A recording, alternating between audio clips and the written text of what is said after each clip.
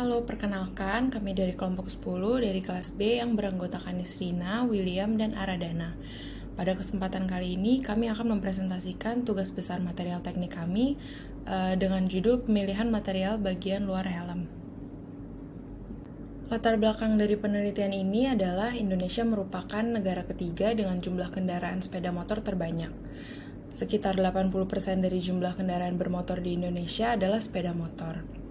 Pada tahun 2020, terjadi 100.028 kecelakaan lalu lintas di Indonesia dan 75%-nya dari kecelakaan tersebut menimpa sepeda motor. Kecelakaan lalu lintas yang terjadi dapat berdampak terhadap berbagai hal seperti kerusakan kendaraan, kerugian material, trauma bagi pengguna kendaraan bermotor, luka ringan, luka sedang, luka berat, bahkan kematian. Salah satu cara untuk mencegah terjadinya dampak dari kecelakaan lalu lintas bagi pengendara motor adalah dengan menggunakan helm. Pada Undang-Undang Nomor 22 Tahun 2009 mengenai lalu lintas dan angkutan jalan, Pasal 106 Ayat 8, mengharuskan semua pengendara sepeda motor dan penumpangnya untuk menggunakan helm yang memenuhi standar nasional Indonesia. Pencegahan benturan yang lebih besar terhadap kepala pengguna motor dapat dilakukan dengan pembuatan helm yang sesuai standar. Helm yang sesuai standar harus memiliki material yang aman dan nyaman untuk digunakan pengguna motor. Selanjutnya, tujuan dari penelitian ini adalah yang pertama, mengetahui proses produksi dari produk helm, yang kedua, mengetahui jenis pemilihan material untuk bagian luar helm, yang ketiga, mengetahui alasan pemilihan material untuk bagian luar helm. Selanjutnya saya akan menjelaskan mengenai deskripsi produk. Berdasarkan KBBI, helm merupakan topi pelindung kepala yang dibuat dari bahan yang tahan benturan. Helm juga merupakan peralatan atau perlengkapan yang harus digunakan saat berkendara dengan kendaraan roda 2. Di Indonesia, penggunaan helm juga diatur dalam Undang-Undang Nomor 22 Tahun 2009 mengenai lalu lintas dan angkutan jalan, di mana setiap pengendara bermotor harus menggunakan helm yang memenuhi standar nasional Indonesia.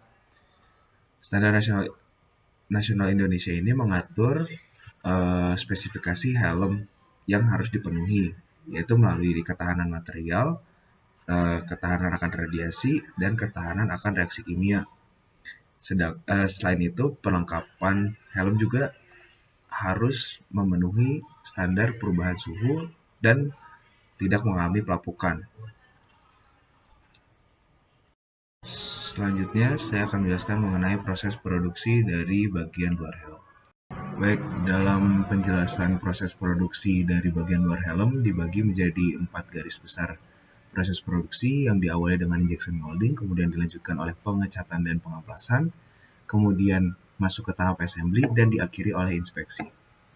Pada proses injection molding, bahan ABS mentah akan dilebur di dalam satu barel untuk kemudian dilelehkan dan ditampung di dalam mesin injeksi. Kemudian hasil lelehan tersebut akan diinjeksikan melalui sebuah nozzle ke dalam cetakan yang sudah dipersiapkan, yang cetakan tersebut didinginkan oleh air sehingga produk akan dapat mengeras.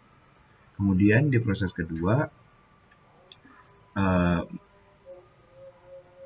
bagian luar helm yang sudah diinjeksi dan dicetak kemudian masuk ke dalam tahap penghalusan yang dilakukan dengan cara pengamplasan. Kegiatan tersebut dilakukan untuk menghilangkan bagian kasar yang terbentuk dari cetakan. Setelah permukaan tersebut halus, bagian luar helm kemudian akan dicat sesuai dengan motif yang sudah ditetapkan. Pengecatan ini tidak hanya bisa juga dilakukan dengan pemberian stiker, sehingga helm yang dihasilkan dapat sesuai dengan yang direncanakan. Selanjutnya, helm yang sudah melalui proses pengaplasan dan pengecatan akan lanjut ke dalam tahap assembly. Tahap assembly ini adalah penggabungan helm dengan bagian-bagian lainnya yang terdiri dari padding yang terbuat dari bahan styrofoam untuk menahan benturan. Kemudian ada visor, yaitu kaca dari helm, dan pengikat helm. Proses assembly ini dilakukan untuk membentuk satu helm yang utuh. Selanjutnya helm yang sudah melalui proses assembly akan masuk ke dalam tahap inspeksi untuk memastikan kualitas dari helm yang diproduksi.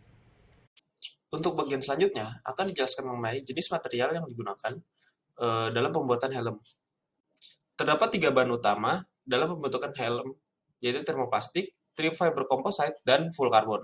Pada bahan termoplastik yang digunakan yaitu ABS, sedangkan untuk trifiber composite yang digunakan yaitu campuran dari Kevlar, serat karbon, dan fiber.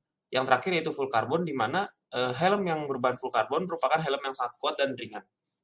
Untuk jenis bahan yang digunakan dalam penelitian kali ini yaitu termoplastik, akrilonitril, butadin, stiren, atau biasa disebut dengan ABS.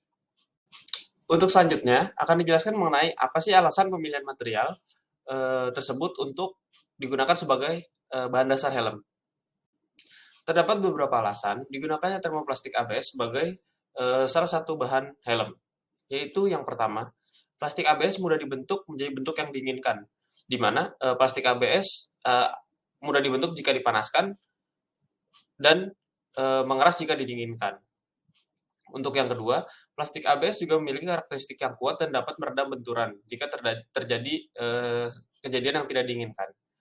Plastik ABS, yang ketiga, plastik berbahan ABS juga dapat didaur ulang seperti dibentuk helm kembali, namun tentu helm yang dibuat dari bahan ABS yang daur ulang ini akan menurunkan kualitas dan performansi dari bahannya itu sendiri. Dan yang keempat, yang terpenting yaitu jika dibandingkan dengan ketiga bahan utama lainnya, plastik ABS atau termoplastik ABS merupakan bahan yang paling terjangkau dari segi harga.